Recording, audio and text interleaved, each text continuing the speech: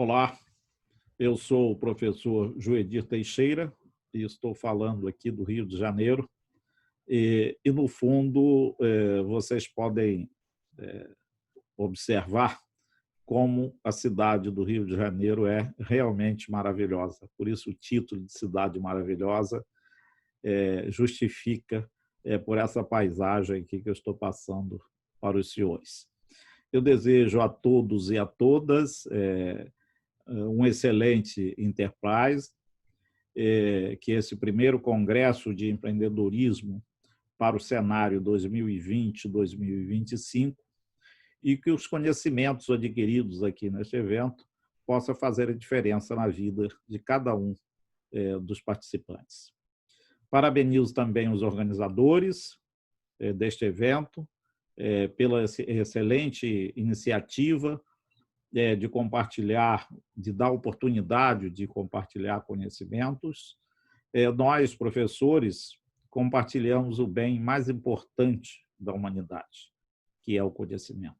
Então, conhecimento é uma coisa que só tem uma finalidade, é a gente transmitir conhecimento, compartilhar, e nós estamos aqui para compartilhar um pouco de conhecimento com os participantes.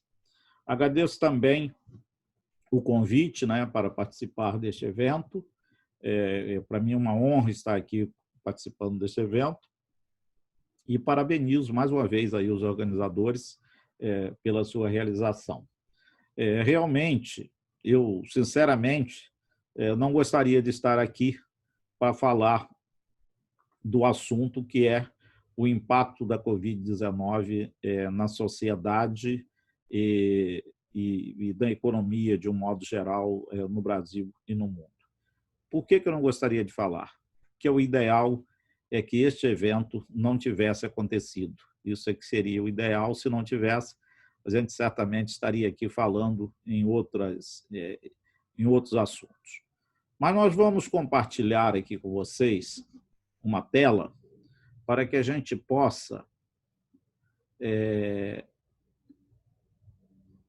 só um minutinho.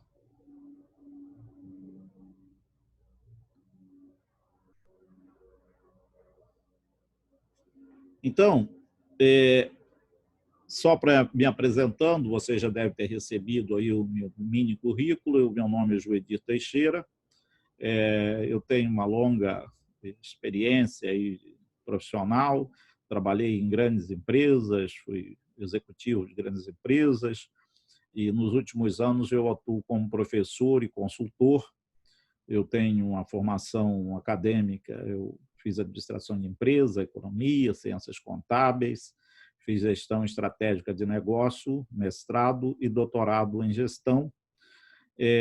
Sou consultor nessa área de varejo, também sou escritor, tenho 3 livros que eu sou coautor, e um livro que eu sou autor sozinho, que é o Gestão Estratégica de Negócio, Métricas de Avaliação de Desempenho Organizacional, que serviu de base para a minha tese de doutorado, onde eu construí um modelo de avaliação de desempenho organizacional e agora estamos transformando num super app, num super app, que em poucos dias aí estará disponível no mercado, que é mais uma ferramenta estratégica de gestão de grande importância para a melhoria da gestão das empresas brasileiras. Falar em Covid-19, nós estamos falando aqui e sobre o impacto causado na sociedade, nós estamos falando de um cisne negro. Por que cisne negro? Cisne negro, segundo o Nassim Taleb, um filósofo, ele diz que é um evento de extrema raridade que provoca um impacto violento na sociedade e que é impossível de se prever. O 11 de setembro nos Estados Unidos é um tipo de cisne negro. E por que o termo cisne negro? É porque antes da descoberta da Austrália só existia cisne branco. Então, se ouvia falar em cisne, logo a dedução é que o cisne viu um pássaro branco. Com a descoberta da existência do cisne negro, houve uma quebra de paradigma na ciência, porque então todas as verdades até então absolutas passaram a ser questionadas. Não existe hoje sistema de segurança perfeito e não existe também nenhum sistema que não esteja sujeito a um cisne negro, ou seja, um evento totalmente inesperado que causa grandes transformações ou grande transtorno para a sociedade. Então, dentro desse conceito, o Covid-19 é considerado um cisne negro. Por quê? Ninguém conseguiu prever a sua existência, né? E a sua existência causou um impacto violento em praticamente todos os países e em todas as sociedades do mundo. Obviamente que alguns países, pela sua estrutura, pela sua cultura, uma série de fatores, teve um impacto maior ou menor, mas todos os países foram impactados. Eu, no dia 23 de julho, eu fiz uma live com o professor João Afonso, que é do Instituto Piaget, e também é professor de uma universidade em Coimbra. Nós falamos sobre o impacto da Covid-19 no Brasil e em Portugal. E a gente vê que muda a intensidade do problema, mas os mesmos impactos causados no Brasil foram causados em Portugal. Então, o mundo todo, eu tenho acompanhado a evolução do que tem acontecido após Covid-19, principalmente no varejo americano, no varejo da Europa e até na China, e a gente vê que o impacto foi igual para todo mundo. O que diminuiu foi o nível de intensidade da forma de atingir cada uma das sociedades. A gente vive hoje um mundo de incerteza. A única certeza que existe é a incerteza, né? Então, não existe certeza mais nenhuma. A gente hoje vive num mundo que ele muda tão rápido que, quando aprende a resposta, já mudou a pergunta. Então, a gente está o tempo todo correndo para manter-se atualizado, mas as informações, as novas tecnologias, as novas mudanças são tão acentuadas que a gente tem uma dificuldade muito grande de nos manter atualizado com relação àquela nossa área de atuação. Isso exige um esforço muito grande na busca de novos conhecimentos para que a gente possa estar atualizado ou procurando estar atualizado com o que está acontecendo no mundo. Para vocês terem uma ideia do impacto da Covid-19 no mundo e como esse mundo de hoje é um mundo incerto, eu, em janeiro, todos os anos, eu tenho feito isso nos últimos 15 anos, eu participo de um evento, é o maior evento de varejo do mundo, na cidade de Nova York. Esse ano foi minha 15ª participação consecutiva. Este é um evento que ocorre desde 1911, sempre no mês de janeiro e sempre na cidade de Nova York, e mesmo nos períodos de guerra, nunca deixou de ser realizado. E para vocês terem uma ideia do impacto da Covid-19, no ano de 2021 não será realizado em janeiro. Já comunicaram que será realizado no dia 6, 7 e 8 de junho, também na cidade de Nova York. Mas até isso mudou, ou seja, exato 110 edições realizadas no mês de janeiro, esse ano mudou em função da Covid. Para vocês terem uma ideia da dimensão desse evento, esse ano teve 40.588 participantes, 1.900 brasileiros, empresários e executivos de empresas varejistas brasileiras, 300 palestrantes, mais de 100 países, e a nossa delegação estava composta tinha mais de 100 pessoas, mas inscritas no evento tinha 48 empresários de diversas partes do Brasil. E, para vocês terem uma ideia, desses 300 palestrantes estavam os CEOs das maiores empresas varejistas do mundo, como Walmart, Best Buy, Nordestron, ou seja, as maiores empresas varejistas do mundo estavam presentes como palestrantes. Também estavam presentes os pesquisadores de diversas universidades americanas, profissionais das maiores empresas de consultoria do mundo, como Deloitte e tantas outras, né? As empresas, os executivos das empresas, as maiores empresas de tecnologia do mundo. Enfim, toda uma inteligência, 300 palestrantes e mais 40 mil especialistas no segmento de varejo, e ninguém conseguiu identificar nenhum risco para a atividade varejista no ano de 2020. E o que aconteceu? 2 meses depois, eu voltei de Nova York no dia 20 e no dia 18 de março começa aqui no Brasil. Para vocês terem uma ideia, aqui eu tenho uma foto da parte da nossa delegação e aqui estou eu, o Ulisses Reis, que é um professor que trabalha com a gente, que sempre me acompanha lá na FGV, da FGV, que sempre me acompanha em Nova York, nesse evento, e eu centro aqui o presidente da NRF, que é o Matheus Schaus. Esse é o presidente executivo da NRF, nós fizemos a foto de lembrança lá do evento.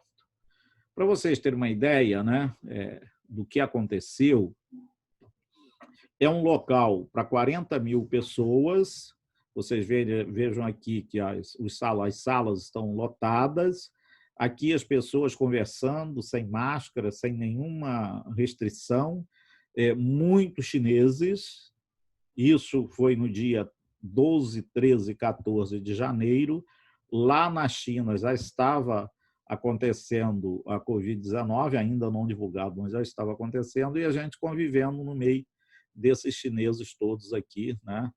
E o que a gente viu é o seguinte, ninguém previu nada, ou seja, estava tudo, era o varejo para o ano de 2020, estava, como se diz, um céu de brigadeiro, ou seja, cenário perfeito, e todo mundo voltou de Nova York com um sonho de grandes realizações no segmento de varejo, porque nada impedia, nenhuma informação contrária, nenhuma economia do mundo ia sofrer nenhum tipo de risco, né? Então, voltamos de lá cheio de sonhos. E aquele local, que era um local de realização de sonhos, né? 2 meses depois foi transformado num centro transformou-se num local onde as pessoas foram buscar sonhos, né? 2 meses depois as pessoas estavam lá tentando salvar suas vidas, né? O centro de convenção foi transformado no hospital de campanha. Então, você vê, essa cena me chocou muito quando eu vi essa foto. Eu comparei as duas fotos e eu vi, esse mundo é realmente um mundo incerto. Ninguém sabe o que pode acontecer. Mesmo os maiores especialistas do mundo reunidos num único local para discutir tendências e ninguém conseguiu identificar o que iria acontecer. Então, isso prova o quanto esse mundo é incerto e o quanto é difícil se prever um cisne negro como a Covid-19. Então, eu fui convidado, quando fui convidado para este evento, eu resolvi, então, definirmos o assunto, para a gente falar um pouco quais foram os principais impactos causados pela Covid-19 na sociedade, de modo geral, e no hábito de consumo. É o que nós vamos procurar fazer nesses próximos minutos, falar sobre o que a Covid-19, quais foram os impactos que ela causou na sociedade e quais as mudanças que estão sendo provocadas em função da Covid-19. Na sociedade, né, atingiu praticamente todos os países, né? Hoje, a última informação que eu tive já estava em 180 países, ou seja, praticamente todos os países, e também foi uma doença que atingiu todas as classes sociais, né? E pela primeira vez no mundo, um evento causa um impacto em todas as economias do mundo. Os outros eventos, que é a crise de 2008, por exemplo, nos Estados Unidos, ela causou um problema nos Estados Unidos, respingou um pouquinho para os outros países, mas foi uma crise restrita aos Estados Unidos. Essa não.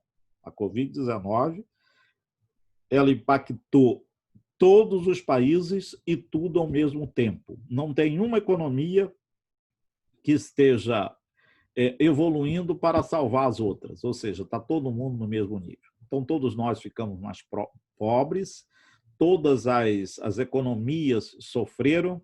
E quais foram os principais impactos, né?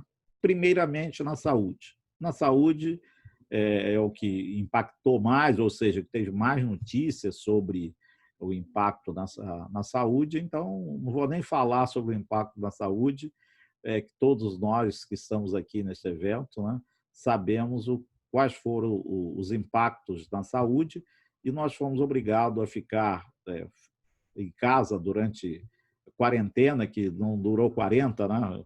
3, 4 meses em casa, não podendo visitar os nossos parentes, não podendo, os avós não podiam ver os filhos não poderiam ver os avós, enfim, causou, o aspecto de saúde realmente causou um transtorno muito grande na sociedade.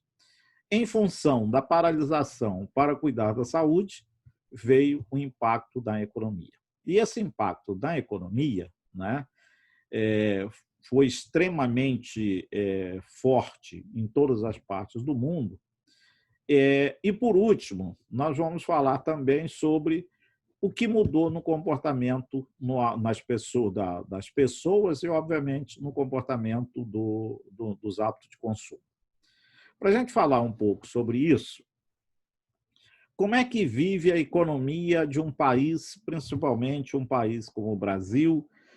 Como é que funciona o varejo, né, que é o segmento de consumo? E sem consumo não há produção, não há transporte, ou seja, se você reduz o consumo, você reduz todas as atividades econômicas. Então, na economia, né, o impacto foi no emprego, porque muita gente, com a paralisação das empresas e a redução do consumo, as empresas foram obrigadas a demitir, porque não tinha outro jeito, né? E um impacto muito grande na renda das pessoas, tá? Um impacto no crédito e um impacto na confiança. Esses 4 pilares, né, é que sustenta a economia de um país, é que sustenta o varejo. Não existe evolução de consumo sem que as pessoas tenham emprego, sem que as pessoas tenham renda, sem que as pessoas tenham crédito e sem confiança. Hoje, como é que está o emprego? Aí você que está nos assistindo, né, certamente pode deduzir como é que está o emprego na sua região, né, ou na sua... Certamente você, se não for impactado diretamente, você tem um parente ou um amigo que foi impactado.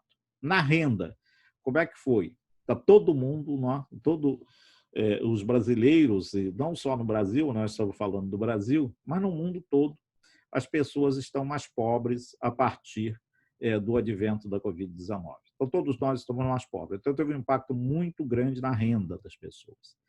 Teve um impacto também muito grande no crédito, porque ontem eu estava, né, no evento que eu participei no dia 23, com o professor João Afonso, lá de Portugal. Ele me disse o seguinte, que o crédito lá em Portugal também está muito... Acabou o crédito. O cartão de crédito está suspendendo o cartão de crédito, o banco não quer emprestar, ou seja, sumiu o crédito do mercado. E, com isso, a confiança das pessoas também, ninguém sabe o que vai acontecer nos próximos meses, nos próximos anos, né?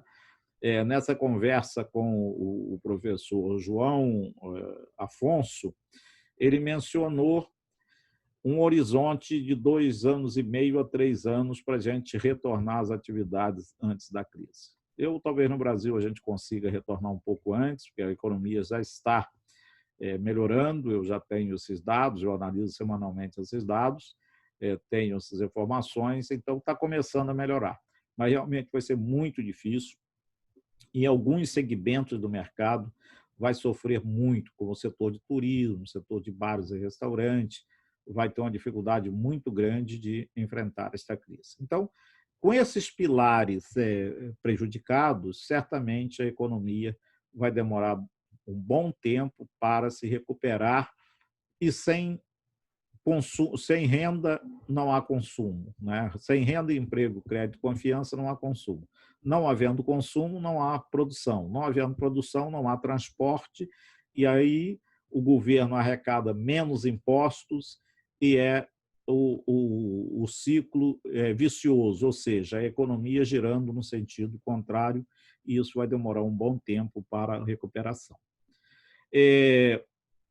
No hábito de consumo da sociedade, na verdade, não houve uma mudança radical do hábito de consumo, ou seja, na verdade, o que houve foi uma antecipação de tendência. Ou seja, existia uma forte tendência em todos esses itens que eu vou apresentar para os senhores, mas é uma tendência de aplicação de médio e longo prazo. O que aconteceu com a crise? A crise antecipou essas tendências. Então, qual foi o maior impulsionador da tecnologia, né, nos últimos anos? Foi a Covid-19. Por que eu estou participando dessa transmissão online, né? Antes a gente não fazia isso. Então, todos nós fomos obrigados a aprender novas tecnologias, né, e aplicar essas novas tecnologias no dia a dia. Então, eu mencionei aqui, relacionei algumas tendências para que vocês possam analisar e se concordar ou não comigo com relação a essas tendências que não são... eu não tive a oportunidade de identificar essas tendências. Tá? Essas tendências já estão devidamente identificadas e ela não é moda. Moda é aquilo que vai e retorna e acaba. Tendência é aquilo que veio para ficar. Então, uma das tendências, por exemplo, é o crescimento da compra online. Isso é uma tendência que está acontecendo em todo o mundo, né? O comércio virtual vem crescendo, o e-commerce vem crescendo. E o que aconteceu no Brasil, né? No Brasil não, aconteceu no mundo. E o Brasil, como não é diferente, acabou sendo impactado também. O que aconteceu aqui no Brasil é que quem usa na internet, nós temos dois tipos de público. Nós temos os nativos digitais, né? E temos os imigrantes digitais. Os nativos digitais são aquelas pessoas nascidas, são os milênios, né? Nascidos a partir de 1982. De 82 a 94 é a geração Y e, a partir de 94, a geração Z. Essa geração é que é a geração da compra pela internet, ou seja, aquelas pessoas que já nasceram com o uso da tecnologia. Quem nasceu antes de 82, que é o meu caso, nós somos imigrantes digitais. Nós tivemos que nos adaptar às novas tecnologias. E o que aconteceu com a Covid-19? As pessoas ficaram em casa, né, isoladas em casa e não tinha outra oportunidade de compra a não ser pela internet. Então, o que aconteceu? As pessoas começaram a comprar, gostaram de fazer compra pela internet, viram que é mais fácil, que você não precisa tirar carro da garagem, não precisa sair de casa, não precisa enfrentar a fila de supermercado, e passaram a comprar pela internet. Quando passar a crise, o que vai acontecer? Vai ficar esse recall, ou seja, as pessoas vão continuar comprando pela internet. Não foi uma tendência que surgiu com o advento da Covid-19, mas, sem sombra de dúvida, foi acelerada com a Covid-19. Um outro aspecto é a integração entre loja física e loja virtual, o chamado omnichannel. Ou seja, não existe mais diferença entre loja física e loja virtual. As pessoas compram o produto de uma determinada marca, mas tanto faz ele comprar ele está comprando no celular, cai a ligação, ele vai para o computador, do computador ele vai para o tablet, daí ele passa na loja, ele compra pela loja virtual, retira na loja física, enfim, não existe mais essa diferença entre loja física e loja virtual. Hoje está tudo integrado nesse meio. Isso também é uma tendência que vinha de longo prazo. A valorização da experiência, né? O que é valorização da experiência? A gente vive num mundo onde a experiência é mais importante do que o produto que se compra. E o que é experiência? É aquilo que você tem além do produto. Então, se você ir numa loja, ser bem recepcionado, uma experiência até então praticada, as lojas construíam um ambiente para você passar o maior tempo possível dentro da loja. Isso houve uma alteração agora com a Covid-19, que agora as lojas estão fazendo o contrário, fazendo tudo para que as pessoas passem o mínimo de tempo possível dentro das lojas. Então, isso foi uma mudança radical que esteve, mas continua valorizando a experiência de compra, a pessoa continua valorizando a qualidade do atendimento, a qualidade das pessoas, a qualidade do produto, como o produto chega em casa, ou seja, como é que ele foi atendido ao fazer o pedido, como é que ele foi atendido ao recebimento do produto. Então, tudo isso a gente chama de experiência de compra. E a experiência de compra é uma tendência que veio para ficar. E agora, com o crescimento da compra online, você que está nos assistindo e que é um empresário ou trabalha no varejo, no comércio, você vai ter que atender muito melhor para que o cliente não continue comprando pela loja online, pela loja virtual. Para ele ir à loja, a sua loja tem que merecer isso, ou seja, ele só vai à sua loja se a sua loja merecer a visita dele. Ele não vai mais para comprar.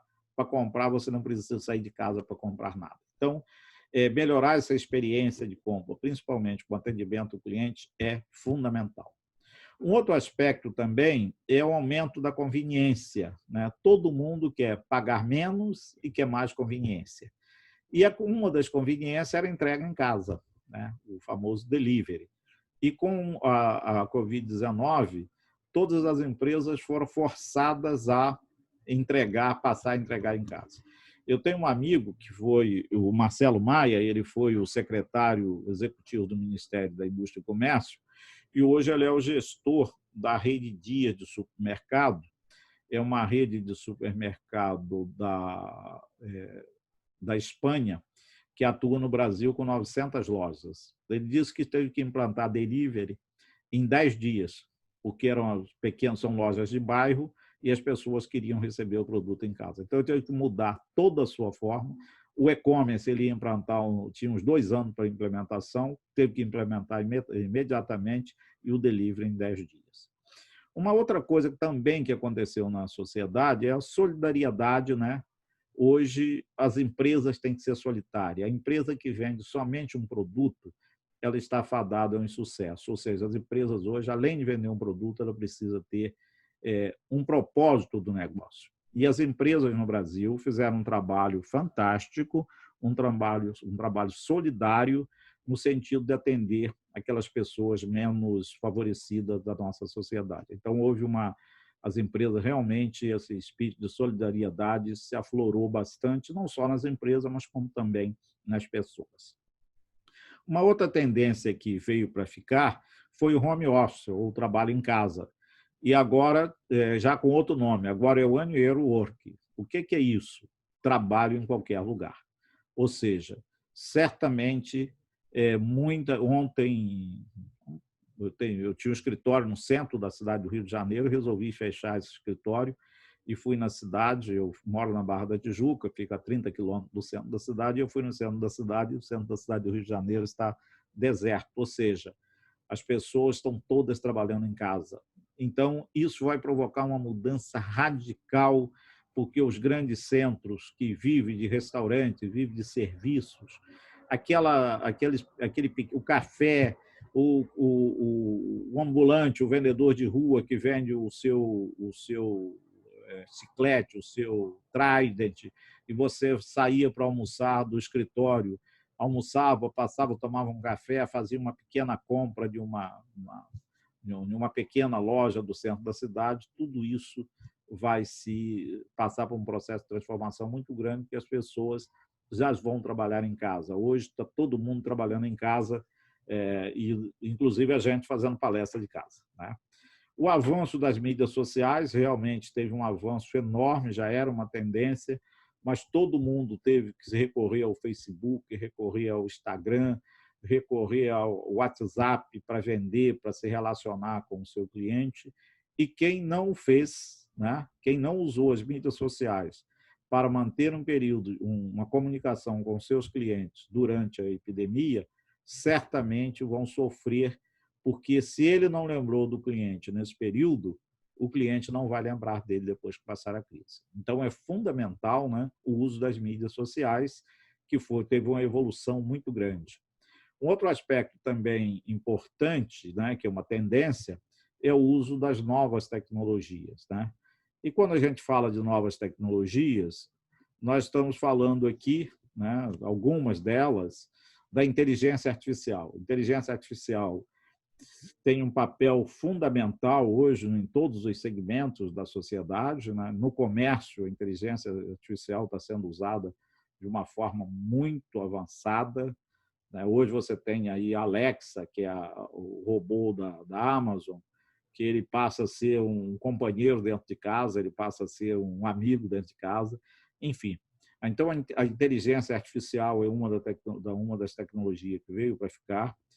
A internet das coisas também, agora com a implantação que ia ser esse ano, passou para o ano que vem, da tecnologia 5G, vai ter um impacto muito grande na internet das coisas e isso vai favorecer a vida. Hoje você usa diversos meios para você se comunicar, né? Você usa o telefone, daqui a pouco você pode usar a manga da camisa, usar o colarinho da coisa, usar a gola do paletó, usar o óculos, qualquer uma vai ser um equipamento para você se comunicar. O blockchain, que é a mais nova das tecnologias, e ela vai causar um impacto. Esse ano, lá em Nova York, eu ouvi um palestrante mencionar que o blockchain vai causar um impacto tão grande na sociedade, assim como a internet causou. Então, preste atenção, procure saber o que é blockchain, né? O blockchain, hoje, por exemplo, para você comprar um pé de alface no Walmart, nos Estados Unidos, ele tem rastreado e registrado por blockchain todas as fases em que o alface foi plantado. Esse ano também foi apresentado um case de uma joalheria que ela tem 2 milhões de diamantes, todos eles mapeados por blockchain, onde ele sabe onde o diamante foi produzido, onde ele foi lapidado e na mão de quem ele está hoje. Então, hoje se consegue fazer o rastrear tudo através de blockchain. Isso vai ser uma mudança também radical na sociedade, né? E que, desse período, também avançou. A realidade virtual, uma coisa que já está fazendo quase parte da sociedade, né? A realidade aumentada, o uso de robôs tem crescido muito. Quem quiser ver o que o robô está fazendo, acesse o site jd.com, J de José ou de Juedi e D de dado.com. É uma rede de venda pela internet da China, e você vai ver o que é essa empresa. Ela entrega hoje 70 milhões de pacotes por dia, todo pedido colocado até 11 horas de hoje, ela entrega até 11 horas de amanhã, e 80% entrega por drone, o drone levando um pedido de até 1 tonelada. Entra lá no site da jd.com que você vai ver o quanto a tecnologia está ajudando, né, ao desenvolvimento, principalmente na China. A China hoje já ultrapassou os Estados Unidos com relação à tecnologia, principalmente no varejo. Essa empresa tem 7.000 CDIs, 7.000 centros de distribuição na China, e a sua grande maioria operado por robôs pegando até 200 quilos para fazer carregamento dentro dos armazéns. O machine learning também, o aprendizado da máquina, é uma outra tecnologia que evoluiu muito, né? Que isso vai causar também uma evolução na sociedade. Então, essas novas tecnologias também acabaram, de uma forma ou de outra, sendo impulsionadas pela Covid-19, mas são tendências que vieram para ficar. Aí, eu já chegando aqui, preparando já o procedimento de pouso para o nosso final do nosso papo, né? Como se preparar para o novo normal em um mundo em rápidas transformações. Esse é o grande desafio, né? Como é que você pode estar preparado para atuar nesse novo mundo, você que o próprio nome diz empreendedorismo, o nosso primeiro congresso de empreendedorismo. O que é ser empreendedor nesse mundo de hoje? Né? Para vocês terem uma ideia, saiu na segunda quinzena de julho, saiu a relação das 50 empresas mais inovadoras do mundo, a Apple, como sempre, liderando lá o processo de empresa mais inovadora. Mas o que chama atenção nesse estudo é que no índice do S&P 500, ou seja, as 500 maiores empresas dos anos 60, a média de idade dessas empresas era de 60 anos. A média de idade das 500 empresas do índice SPM deste ano, de 2020, é de apenas 18 anos. Então, enquanto a média de idade da população aumentou nesse período, né, a média de vida útil das empresas reduziu 70%, caindo de 60 para 18 anos. E no Brasil, a média das empresas brasileiras hoje é de 8,7 anos, né? É o prazo médio da vida de uma empresa hoje no Brasil. E como é que você vai ser empreendedor nesse mercado em constante evolução? Você precisa de muito conhecimento, né? O conhecimento está descartável, você tem que aprender todo dia, porque você aprendeu ontem já não serve para amanhã.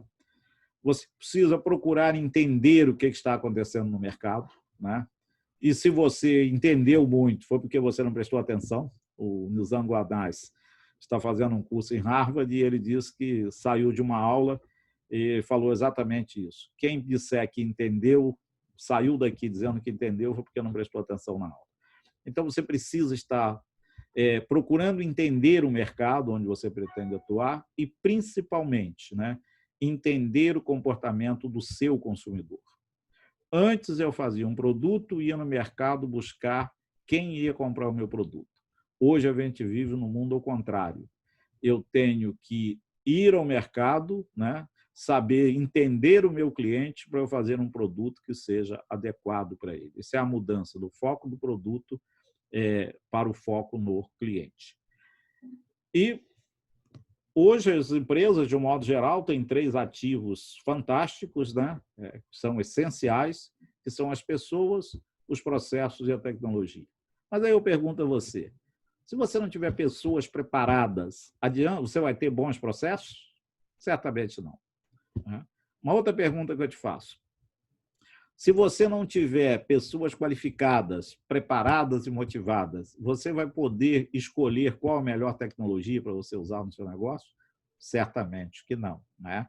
Então, as pessoas sempre foram, né, são e serão cada vez mais importantes. Então, investir nas pessoas me leva a uma frase do John Fordner, que é o presidente mundial do Walmart, esse ano em Nova York. Eu guardei essa frase. Ele diz o seguinte: o melhor investimento que se pode fazer é nas pessoas que estão trabalhando, né?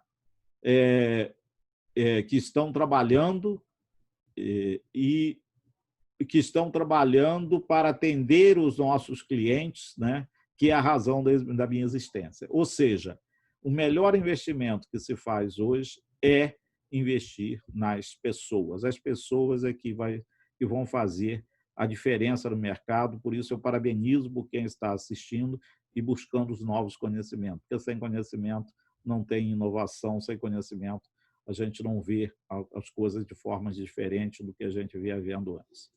Com isso, eu agradeço muito a oportunidade de ter participado deste evento, né? Para mim foi uma grande honra.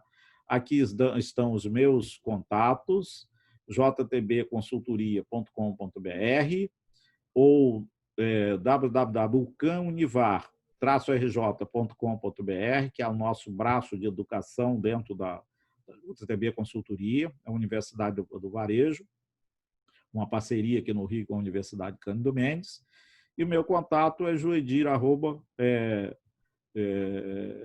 contato@jdbconsultoria.com.br, meu telefone, meu WhatsApp está aqui, eu fico à disposição de vocês, agradeço aí pela organização, ao Ademir, ao Carline por essa oportunidade de participar, e sempre que tiver oportunidade, pode contar comigo, que eu estarei pronto para participar e tentar contribuir um pouco do nosso conhecimento com os participantes. Muito obrigado e fique aqui com a nossa cidade do Rio de Janeiro. Quando vier ao Rio de Janeiro, me procure, que será um prazer recebê-lo aqui no Rio de Janeiro. E me siga pelas redes sociais. Nas redes sociais nós estamos, toda terça-feira tem uma live que eu faço, é Papo de Gestão, né? Eu faço lá pela JTB Consultoria, pelo Facebook da JTB Consultoria. Então, um abraço a todos, muito obrigado e até uma próxima oportunidade.